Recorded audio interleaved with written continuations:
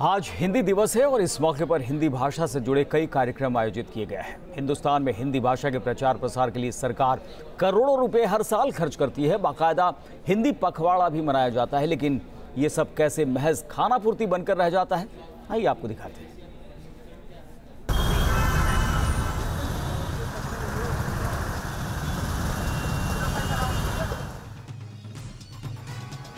Delhi NCR में राह चलते अक्सर आपको भी ये शब्द खटकते होंगे। आम बोलचाल की भाषा वाले शब्दों की भी ऐसी गलत वर्तनी क्या जानबूझकर लिखी गई है या अफसरों की लापरवाही इन गलतियों को बढ़ावा दे रही है? जरा दिल्ली में मोरारजी देसाई राष्ट्रीय योग संस्थान के बाहर लगे इस बोर्ड को देखिए। पुराने बोर्ड में राष्ट्रीय की वर्तनी सही लिखी हुई है, लेकिन ठीक उसके नीचे दीवार पर राष्ट्रीय शब्द की वर्तनी गलत है। दिल्ली की सड़क किनारे लगा एक दूसरा साइन बोर्ड देखिए। इसमें अंग्रेजी में मथुरा रोड तो ठीक से लिखा है, लेकिन हिंदी में मथुरा की वर्तनी गलत लिख दी गई है। छोटी छोटी गलतियां हैं जो ये दर्शाते हैं कि हम कितने सजग हैं, कितने अलर्ट हैं। अब आपको दिल्ली से सटे नोएडा में लगे कुछ साइन बोर्ड की तस्वीरें दिखाते हैं। 5 शब्दों वाले इस बोर्ड में वर्तनी की 2 गलतियां हैं। नोएडा को नोएडा लिखा गया है, जबकि सेक्टर को सेक्टर लिखा गया है। अब जरा इस बोर्ड को देखिए। लेफ्टिनेंट विजयन थापर मार्ग पर लगे इस बोर्ड में लेफ्टिनेंट शब्द को संक्षेप में लिखा गया है, लेकिन जो लिखा गया है उसे लेफ्टिनेंट नहीं लेफ्टिनेंट पढ़ा जा रहा है। अब एक और बोर्ड देखिए। इस बोर्ड में औद्योगिक शब्द को औद्योगिक लिखा गया है।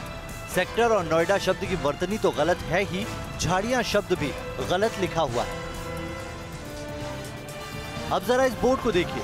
फुट ओवर ब्रिज के इस साइन बोर्ड में मेट्रो को मेट्रो और सीढ़ियों को सीढ़ियों लिखा गया है। इस तरह के सैकड़ों साइन बोर्ड दिल्ली एनसीआर में जगह जगह आपको दिख जाएंगे, जहां लिखे गलत वर्तनी वाले शब्द पर सुबह शाम सबकी नजर पड़ती है, लेकिन शायद उनकी नहीं पड़ती जिन्होंने लापरवाही के साथ हिंदी से खिलवाड़ किया। नोएडा से मनीष चौरसिया के साथ अभिषेक पांडे, न्यूज नेशन, दिल्ली। तो लापरवाही से बचना होगा, लेकिन हिंदी वैसे विदेशों में काफ़ी लोकप्रिय हो रही है और इसका अंदाज़ा इसी से लगा सकते हैं कि उज़्बेकिस्तान के लोग भी हिंदी गानों के दीवाने हैं।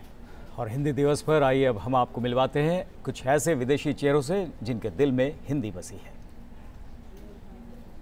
मैं इटली का हूँ, तो मैं सिसिली टापू का, और मैं इंडिया में आया अभी हो गया 36 साल। और शुरुआत में ज़्यादा वो अंदाज में 10 साल में कर्नाटक की तरफ रहा।